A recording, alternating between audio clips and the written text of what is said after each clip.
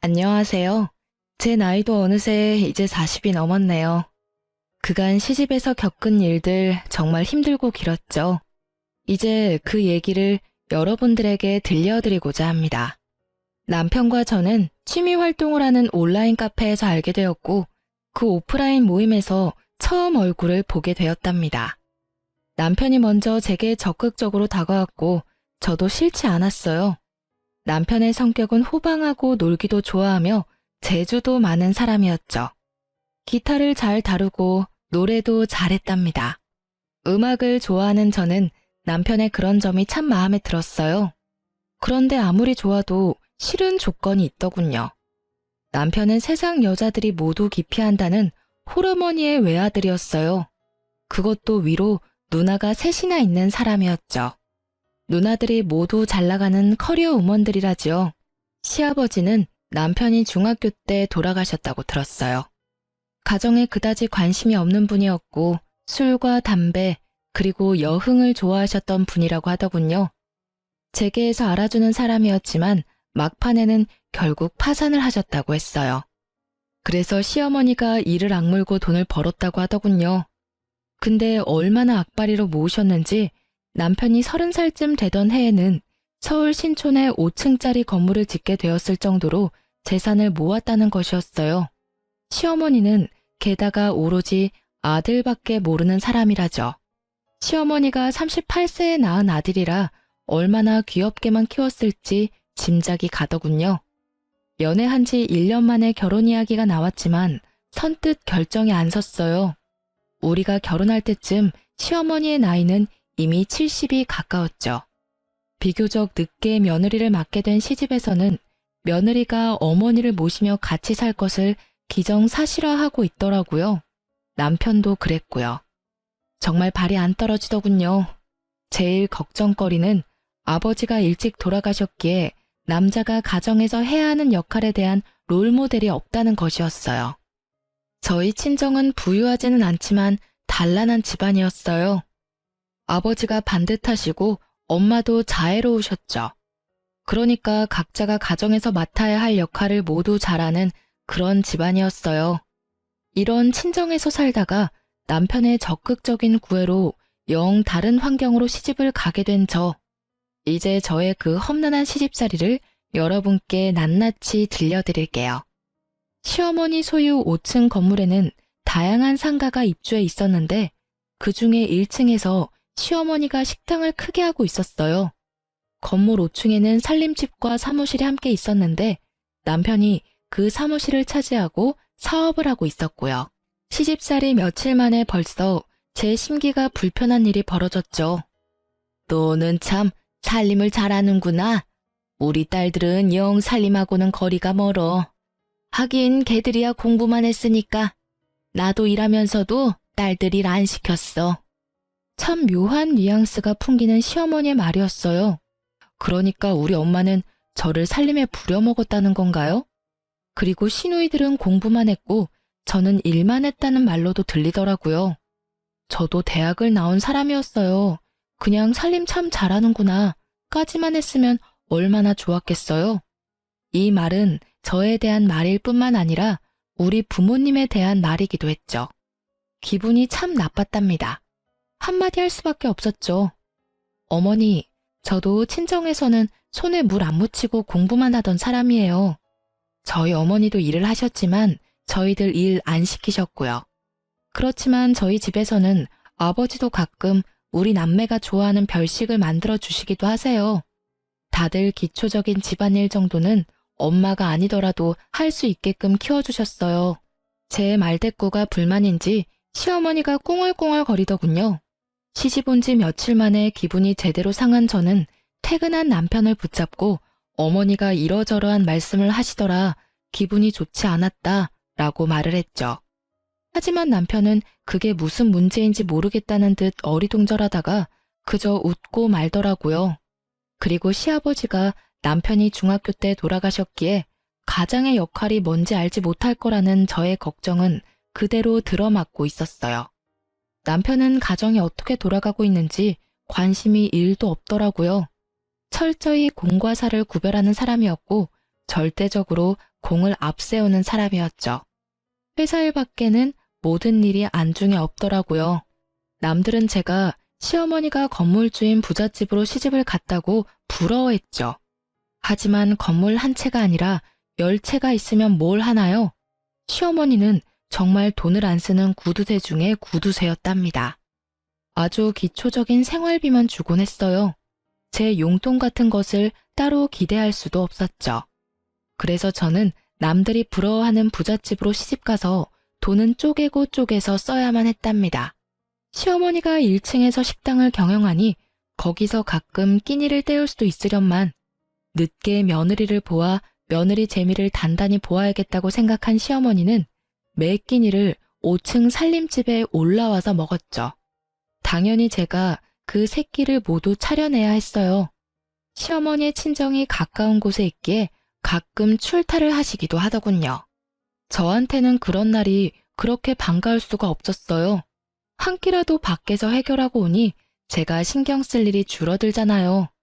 5층 살림집은 옥상에 면에 있어서 아직 초여름인데도 많이 덥더라고요. 그런데 그해 여름 정말 살인적인 더위가 우리나라를 덮쳤죠. 보통 36도, 37도를 오르내렸어요. 가뜩이나 더운 건물, 옥상의 면한 살림집에서 저는 정말 숨도 제대로 쉴 수 없었답니다. 어머니, 에어컨 한 대만 거실에 설치해주세요. 숨이 막혀서 도저히 못 살겠어요. 제가 가만히 앉아만 있는 사람도 아니잖아요. 이 상태에서는 가만히 앉아있는 것도 힘들어요, 어머니. 사실 남편은 자신의 사무실에서 시원한 에어컨 바람을 쐬면서 일을 하고 있었고 시어머니가 운영하는 1층 식당도 에어컨이 빵빵했답니다. 제가 정말 끼니 준비도 못할 정도로 힘들다고 하자 에어컨을 사주기는 하더군요. 그런데 제가 에어컨을 틀고 있을 때마다 10분 정도 지났다 싶으면 굳이 올라가서 끄는 것이었어요. 이러려면 에어컨을 왜 산 건지 알 수가 없더군요. 그런데 미국으로 유학을 갔던 막내 시누이가 방학이 되어서 잠시 한국에 오자 그 에어컨을 빵빵하게 틀더라니까요. 그리고 하루는 근처에 사는 둘째 시누이가 이런 트집을 잡았죠. 자네 우리 엄마 사육하는 거야?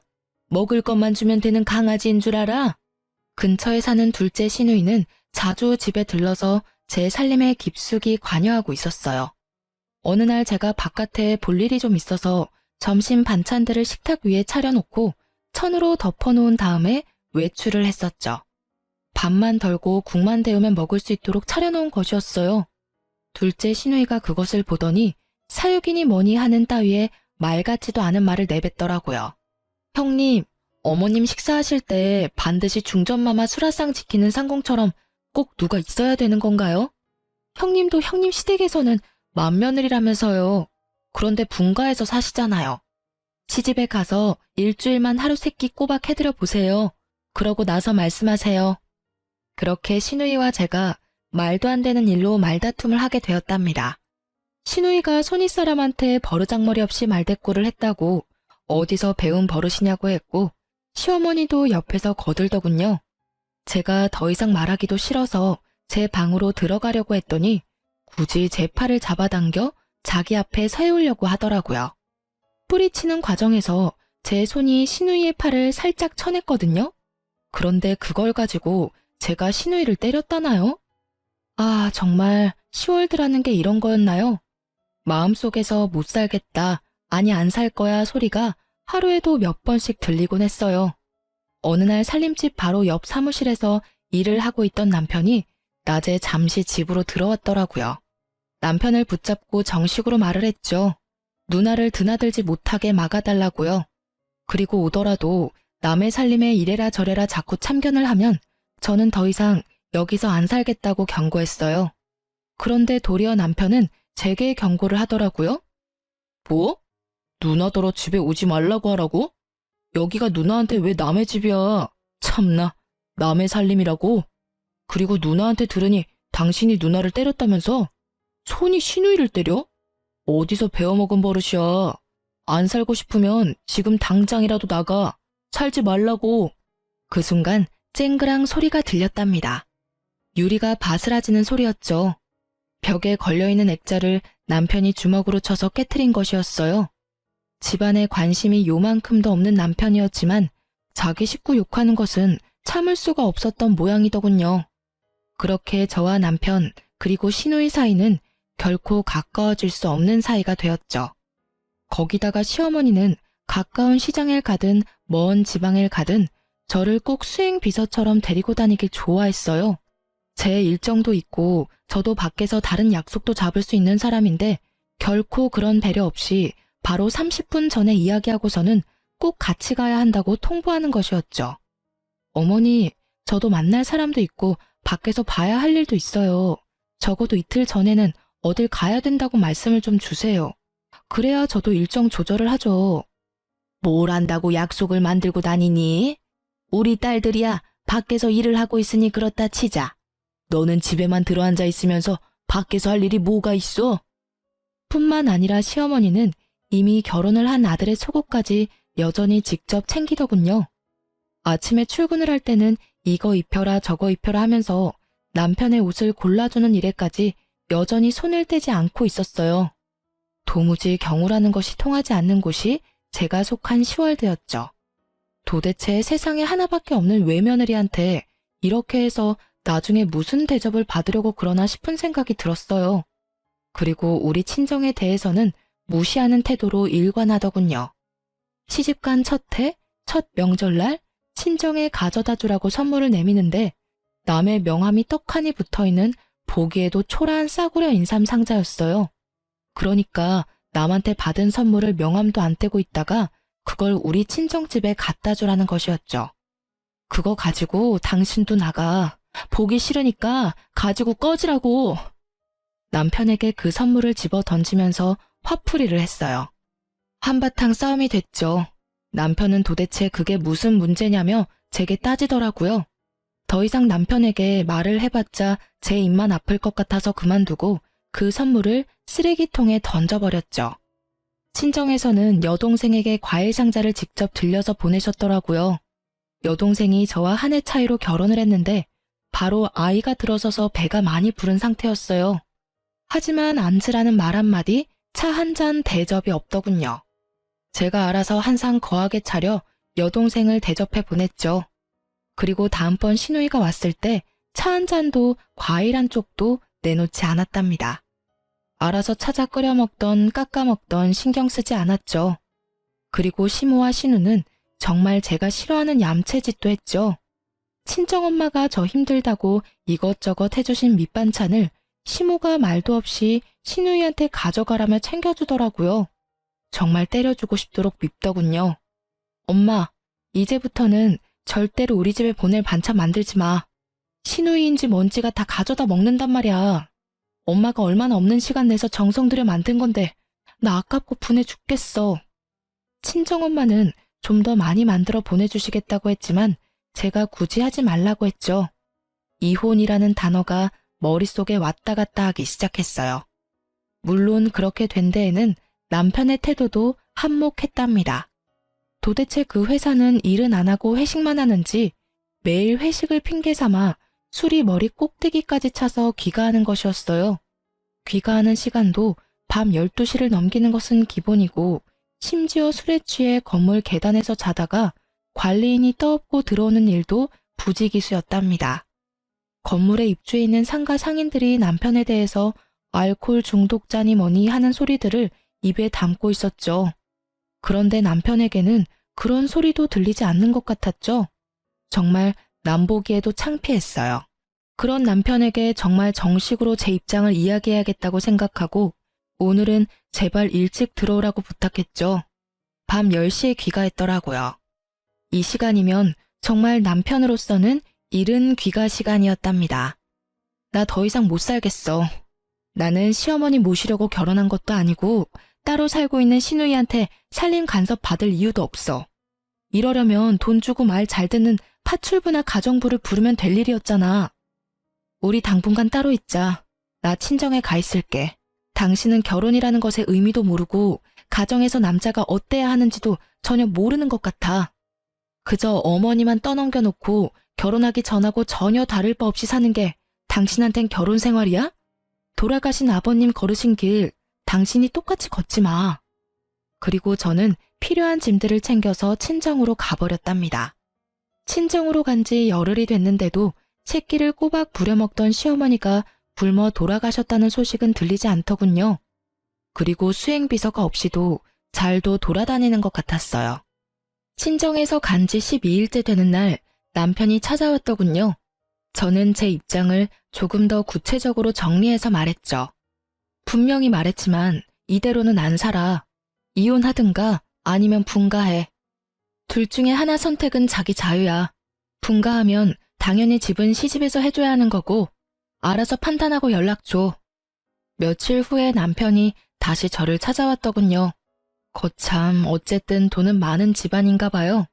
지금 있는 건물에서 차로 약 1시간 정도 떨어진 곳에 시어머니가 사놓은 아파트 한 채가 있다는 것이었어요. 그 아파트를 전세를 주었는데 나갈 때가 되었으니 거기로 살림을 나자는 것이었죠. 웬일인가 싶더라고요. 어쨌든 이사를 했답니다. 저는 이제 간섭받지 않고 제 맘대로 집을 꾸밀 수도 있고 내가 먹고 싶고 남편에게 먹이고 싶은 것도 맘대로 먹일 수 있게 된 것이었어요. 정말이지 날아갈 것 같더군요. 친구들을 불러서 간소하게 집들이도 했죠. 그런데 정말 의외로 시누이가 이사 비용이라면서 봉투를 하나 내밀더군요. 그렇지만 열어보고 정말 화가 나지 않을 수 없었어요. 돈도 잘 번다는 사람이 준 봉투에 달랑 5만 원이 들어있었답니다. 누가 이사 비용 달라고 했나요? 차라리 주질 말던가요. 박박 찢어버리고 싶더라고요.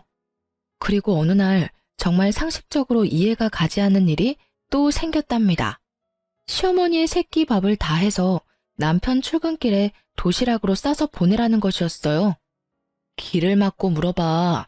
분가한 며느리가 시어머니 새끼 도시락을 싸서 보내는 게 경우에 맞는지 말이야. 그리고 어머니 연로하셨다곤 하지만 건강하게 일하고 계시잖아. 나 없을 때는 도대체 어떻게 먹고 살았어? 자기가 밥 해먹고 살았을 리도 없고 어머니가 식사 정도는 해결하셨을 거 아니야. 그리고 식당을 하시니 웬만한 건 거기서 해결하실 수도 있잖아. 나는 그렇게는 못하니까 가서 싫다고 전해드려. 시누이들한테 전화가 돌아가면서 오기 시작하더라고요. 도시락 싸서 보내라고요. 그렇게 어머니 끼니까지 걱정이 되면 형님들이 알아서 어머니 모시고 살라 했어요. 그리고 다음부터는 시누이들에게 전화가 오면 그냥 끊어버리고 말았죠. 그쯤에 저한테 이상한 증상이 나타나기 시작했어요. 시집까지 차로 딱 1시간 거리인데 갔다 오면 마치 부산 정도 거리에 갔다 온 것처럼 피곤하고 머리가 깨지는 것 같이 아팠답니다. 뇌파 검사를 비롯해서 별별 검사를 다 받아보았지만 뇌 쪽에는 이상이 없다는 것이었어요. 그런데도 두통이 한번 시작되면 견딜 수가 없이 아팠죠. 그리고 살이 정신없이 빠지기 시작하더라고요. 친정엄마가 보약을 지어오기도 하셨어요. 그런데 10번째쯤 뇌검사를 받기 위해서 갔던 곳에서 갑상선에 문제가 있을 것이라고 진단을 하더군요. 검사를 해보니 아니나 다를까 갑상선 기능 항진증이라고 하는 것이었어요. 모든 신진대사가 보통 사람보다 너무 원활하게 이루어진다는 것이었죠. 그러니까 조금만 움직여도 피곤하고 살도 빠진다는 것이었어요. 모든 신진대사가 보통 사람보다 너무 원활하게 이루어진다는 것이었죠. 그러니까 조금만 움직여도 피곤하고 살도 빠진다는 것이었어요. 이런 와중에 시집에서는 이제 분가까지 시켜주었으니 빨리 손주를 보여달라고 성화를 하기 시작했어요. 외아들이니 아들을 낳아야 한다나요? 그런데 갑상선 약을 먹으면서 임신을 한다는 것이 정말 찜찜하고 의사도 권하지 않는 일이었어요. 산모에게는 신부전도 나타나고 또 태아에게는 발육부진, 조산, 사산의 위험도 크다고 하더군요. 에휴, 내 친구들이 나 들으라고 하는 소리인지 손주 자랑들을 해대는데 이건 뭐 며느리가 비실거리니 손주를 볼 수가 있어야 말이지. 아이고 내 팔자야. 늦게 본 아들이라 손주 좀 빨리 보고 싶어서 분가를 시켰는데 뭐? 무슨 병이라고? 어머니, 엄마가 마음도 몸도 건강해야 태아도 건강한 거죠. 엄마의 몸 상태나 마음 상태가 이런데 어떻게 당장 아이를 갖겠어요? 조금만 기다려 주세요. 하지만 제가 아프고 싶어서 아픈 것도 아니고 산모나 태아에게 그렇게 위험하다잖아요. 그래서 피임을 하고 약 1년을 치료를 받고는 이제는 임신도 생각해보라는 의사의 진단을 받게 되었답니다. 이제 저는 아이를 갖기 위해 노력했죠. 그런데 하늘을 봐야 별을 따죠. 이사했다고 해서 제 버릇 개 주겠어요? 아마 그런 버릇은 개도 안 받을 것 같더라고요. 역시 새벽 귀가나 아니면 아예 시집 건물에서 자고 바로 출근하는 일이 허다했어요. 자고 바로 옆 사무실로 출근을 해버리면 되니까요. 이사를 하던 해 여름이 끝나갈 무렵 태풍이 몰려오면서 많은 비를 뿌렸답니다.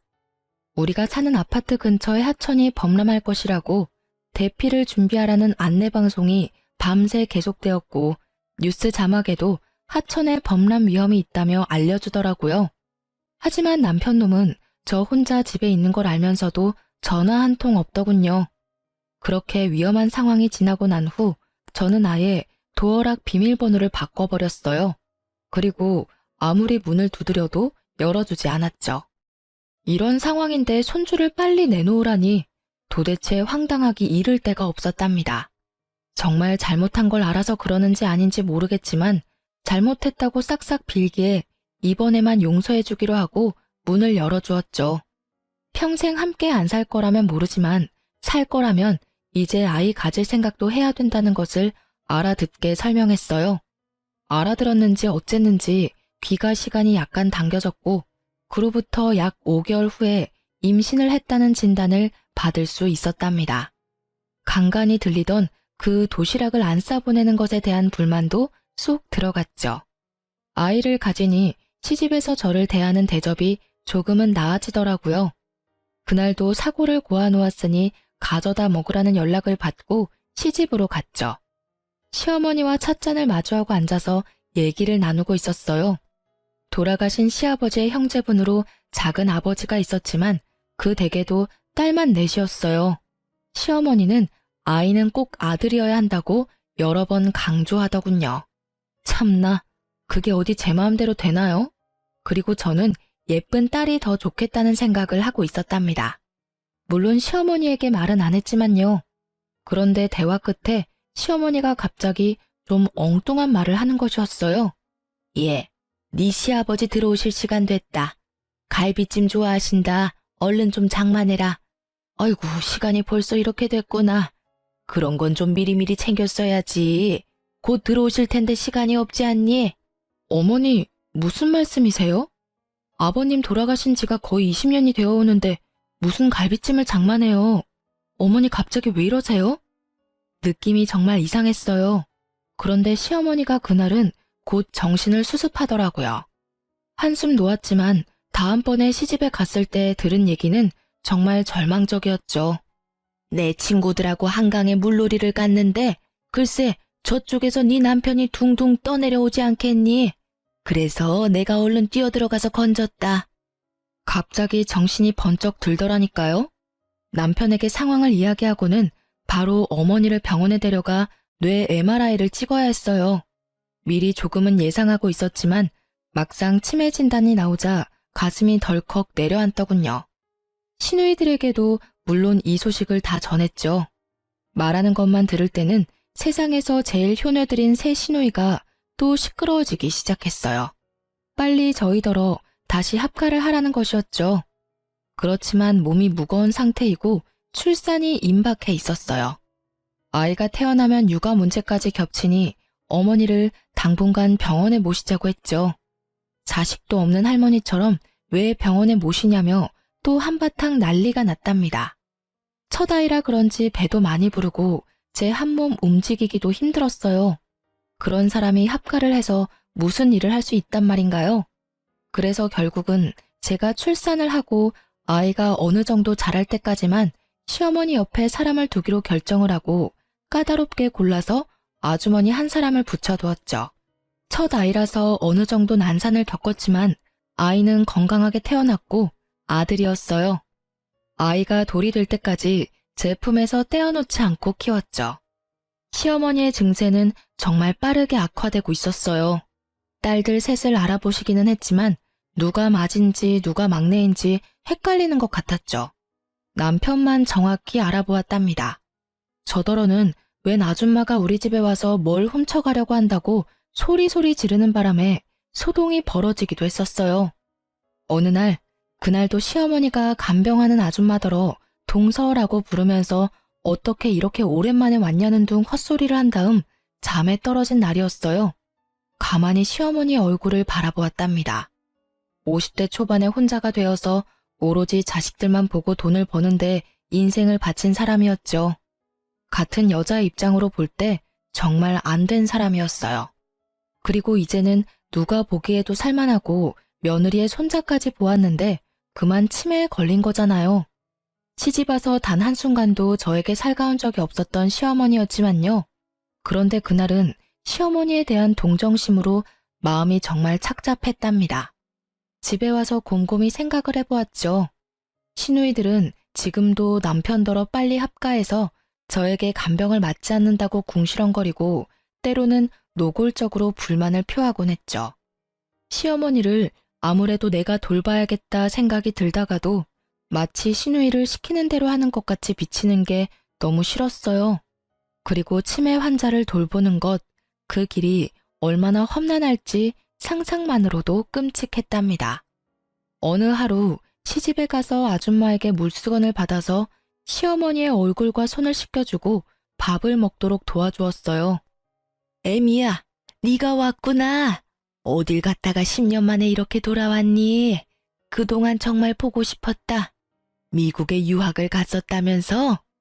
저와 막내딸에 대한 생각이 합쳐지거나 헷갈린 것 같더군요. 그 막내딸도 이제 곧 유학을 끝내고 귀국할 것이라고 들었거든요.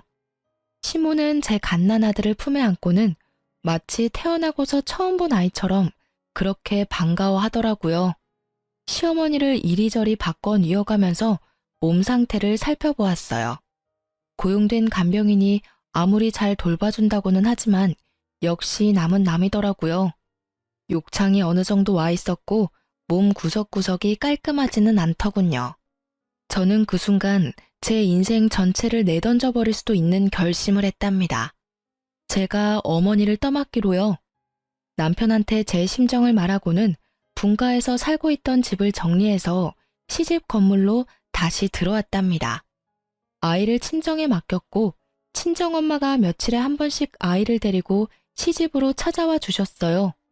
시누이들이 또 극성을 떨기 시작하더군요. 돌아가면서 찾아와서는 어머니가 좀 정신이 있다 싶을 때 엄청 극진하게 대하는 것이었어요.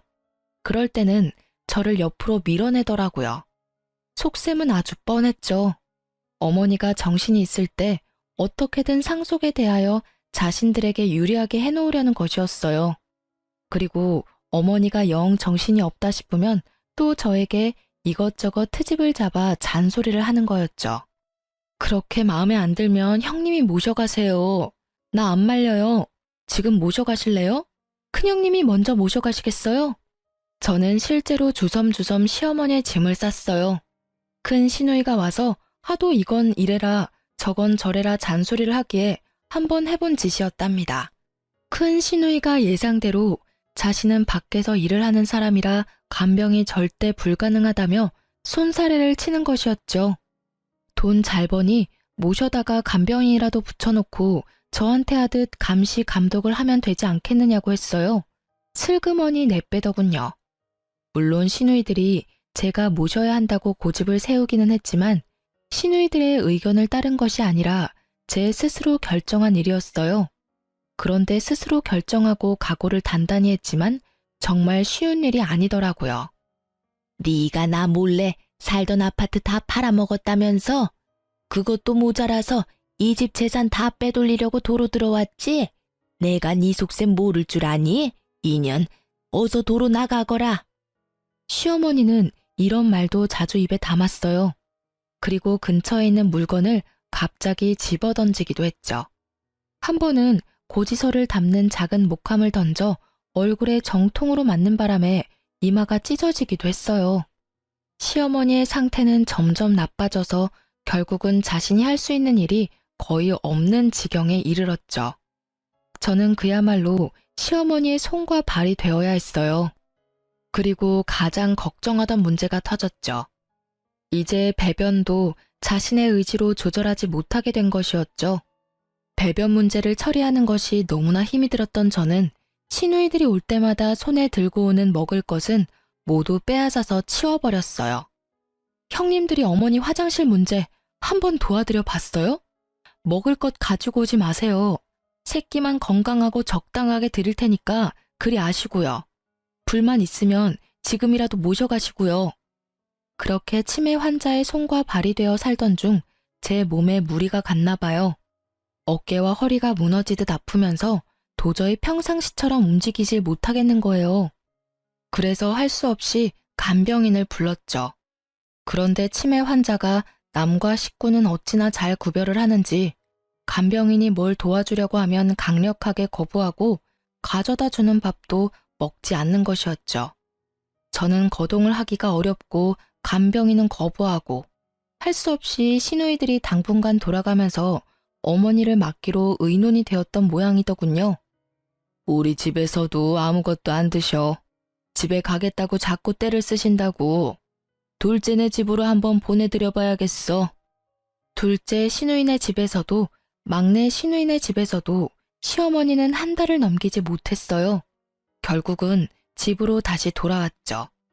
제가 온몸에 파스를 덕지덕지 붙이고 다시 시어머니를 돌보기 시작했어요.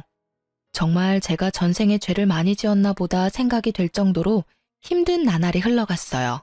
그러던 어느 날 어머니가 바깥 나들이를 하고 싶다고 하더라고요. 치매 환자를 데리고 바깥 나들이를 하는 일, 그것도 쉽지 않은 일이었죠. 어쨌든 옷을 제대로 입혀주고 휠체어에 태워서 밖으로 데리고 나갔어요. 나가보니 저 역시 너무나 오랫동안 실내에 갇혀 살았다는 생각이 들더군요. 어머니, 오늘은 날씨가 참 좋죠? 저도 정말 오랜만에 나오네요. 어머니도 나오니까 좋으시죠? 휠체어에 시어머니를 태우고 멀리 가지는 못했지만 동네 곳곳을 돌아보았답니다. 시어머니는 밖에 나가더니 무슨 생각에서인지 동네에 있는 한 가게로 한사코 가자는 것이었어요. 거기서 아이들이나 먹는 군것질거리들을 한아름 사더군요. 군것질거리들도 모두 불량식품이라고 기피하는 것들이 대부분이었고요. 그렇게 많이 군것질거리들을 사더니 몇 개만 빼고는 모두 제게 건네주더군요. 이거 네 시누이들 오면 주지 말고 너만 먹어라. 이거 아주 비싸고 맛있는 거야. 네 남편도 주지 말고 너만 숨겨놓고 먹어. 갑자기 눈물이 핑 돌았답니다. 치매 환자가 정신이 없는 상태에서 한 말이었지만 시어머니가 제게 해준 가장 살가운 말이었어요. 알았어요, 어머니. 숨겨놓고 저만 먹을게요. 어머니 것도 여기 따로 챙겨놓을 테니 아무도 주지 마시고 어머니만 드세요. 시어머니가 아이처럼 좋아하더군요. 그리고 상태는 점점 안 좋아지고 있었지만 일주일에 한 번 정도 친정엄마가 데리고 오는 손자는 정확하게 알아보았답니다. 그리고 제 아이를 보면 거의 울먹이면서 반가워하곤 했죠. 어느새 시어머니는 제게 조금씩 살가워지고 있었고 저는 시간이 갈수록 나빠지는 시어머니 상태에 동정심을 지나서 마치 우리 엄마가 어디가 아픈 듯 마음 한구석이 아파오기 시작했답니다.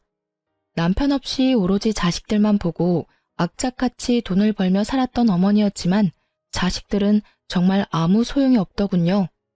하루 24시간을 꼬박 같이 어머니에게 매여서 제 생활은 없었어요. 남편 놈은 여전히 예전과 똑같이 어머니만 저한테 맡겨놓은 채 아들로도 남편으로도 그리고 아버지로서도 아무짝에도 쓸모가 없었죠.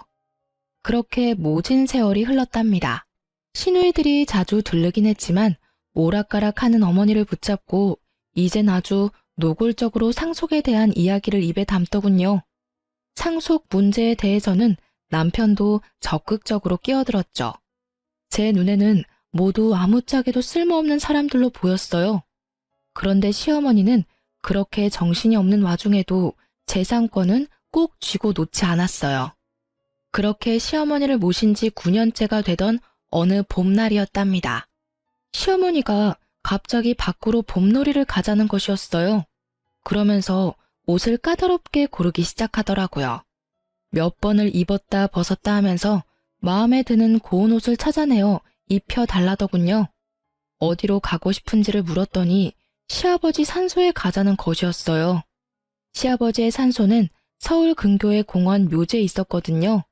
거기까지는 먼 길이었고 꼭 차량이 필요했어요. 남편더러 운전을 해달라고 했더니 회사일 때문에 시간이 없다면서 차 키만 던져주더군요. 애미야, 네 시아버지가 외로우시단다. 내가 가서 좀 놀아드려야겠다. 애미 너도 네 시아버지 본 적 없지? 같이 놀러 가련? 산소에야 자주 찾아갔었죠. 갑자기 아버님이 보고 싶으신 거예요? 아버님이 꿈에라도 보이시든가요? 한번 외출을 하려면 그 준비 과정부터 장난이 아니었지만 간신히 차에 태워 시아버지 산소로 데려갔죠. 시아버지 산소 앞에서 시어머니가 눈물을 보이더군요. 한동안 아무 말도 없이 눈물을 보이고 있던 시어머니가 말했어요. 애미야, 네 아버지가 너더러 고생 많이 했단다. 그래서 이젠 당신이 나를 돌봐주겠대. 그리고 나한테 잘못했다는 말도 하더라. 하긴 이 양반이 나한테 잘못한 것이 많기는 하지. 참 어머니도 돌아가신 양반이 무슨 말씀을 하실 수 있다고 어머니를 돌봐주신다고 하신대요. 거기다가 잘못했다는 말씀까지 하셨다고요? 어머니, 밖에 너무 오래 계셨어요. 아직은 쌀쌀해요. 오늘은 이만 집에 가시고 다음에 또 바깥 구경 시켜드릴게요. 그렇게 시아버지의 산소에 갔다가 집으로 돌아왔죠. 피곤했는지 시어머니가 오자마자 잠에 떨어지더군요. 늘 하던 대로 다음날 아침에 물수건을 먼저 준비해서 씻겨주려고 방으로 들어갔어요. 그런데 시어머니는 아직 자고 있는 것 같았어요. 치매 환자들이 모두 그러는지 어머니만 그러는지 알 수 없었지만 우리 시어머니 경우에는 새벽같이 일어나서 배고프니 밥 달라고 소리소리 지르면서 저를 부르는 경우가 많았답니다. 그런데 오늘은 그러지도 않고 그냥 잠만 자고 있었어요. 어제 많이 피곤했나 보다 생각하고 물수건으로 어머니의 손을 씻기려는 순간 직감적으로 일을 당했다는 것을 느낄 수 있었답니다. 그 전날도 술에 취해 늦게 들어왔던 남편이 아직 자고 있었기에 고래고래 소리를 질러서 남편을 불렀어요. 제 소리가 심상치 않았는지 남편이 얼른 달려오더군요. 곧 119 구급대가 출동했고 어머니가 병원으로 이송되었어요. 병원에서 어머니가 세상을 뜬 지 이미 서너 시간이 지났다는 것을 확인해 주더군요. 제 입에서 저도 모를 통곡 소리가 튀어나왔어요. 내가 어머니 모시기가 너무 힘들어서 빨리 돌아가시라고 마음속으로 빌기도 많이 빌었어요. 죄송해요, 정말. 제가 잘못했어요. 제가 잘못했다고요, 어머니. 시누이들도 곧 병원으로 몰려들었고 사흘간의 작별의식이 끝난 다음 시아버지 산소에 합장시켜 주었답니다. 그렇게 장장 9년에 걸친 치매 환자와의 투쟁이 끝났지만 마음은 허전하기 그지없더군요. 비록 정신이 있을 때나 없을 때나 저한테 모진 말을 퍼붓기도 한 미운 시어머니였지만 빈자리가 왜 이리 큰지요. 며칠을 그렇게 허망한 상태에서 지내던 어느 날 시댁 작은아버지가 웬 신사 하나와 같이 집에 들어서더군요. 애미야, 네 시어머니께서 살아생전에 나를 시켜 이 변호사분한테 재산에 관한 유언의 공증을 맡기셨다. 그걸 집행하러 온 거야. 그 변호사분이 공개하는 어머니의 유언은 정말 의외의 것이었어요. 건물과 우리가 살던 아파트, 그리고 서울에 있던 땅까지 모두 저에게 상속한다는 내용이었죠. 정말 놀랄 수밖에 없었습니다. 유언을 공개하는 자리에 같이 동석했던 시누이들과 남편의 입에서 비명소리가 터져나오고 집안은 그야말로 세계 2차 대전쯤 되는 전쟁터가 되었죠. 저도 시누이들도 그리고 남편도 모두 놀라고 있었어요. 남편과 시누이들은 당연히 유류분을 걸고 넘어지면서 자신들이 챙길 것을 챙겼지만 그 많은 재산 가운데 절반은 결국 제 것이 되었습니다. 작은 아버님 말에 따르면 그래도 어머니가 정신이 있을 때 연락을 취해서 이렇게 조치해달라고 했고 작은 아버님은 부탁받은 그대로 행했다는 것이었죠. 친정엄마가 몇 년 전에 하신 말씀이 문득 기억나더군요. 그날도 어머니를 챙기는 것이 너무나 힘이 들어서 아이를 데리고 오신 친정엄마에게 하소연을 하면서 울던 중이었어요. 얘야, 선한 끝은 꼭 있는 법이다. 그리고 사람은 누구나 자신의 짐 하나씩은 꼭 짊어지고 가는 거야. 피하려고 하지 말아라. 그래야 선한 끝을 볼 수 있는 거야. 이 말씀이 갑자기 생각나더라고요. 임신을 한 상태에서 시어머니의 병고안을 시작했었죠. 떠나고 나니 왜 그렇게 못해준 것만 생각이 나는지요. 그렇게 이를 갈고 치를 떨면서 보낸 세월이었지만 사람에 대한 그리움이라는 것이 참 묘한 것이더군요. 이제 남편과의 사이에 남은 일이 있었죠.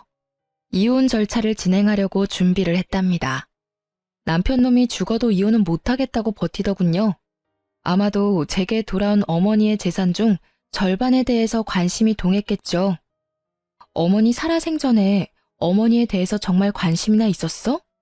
어머니에 대한 관심은 없고 오로지 재산에만 관심이 있었겠지.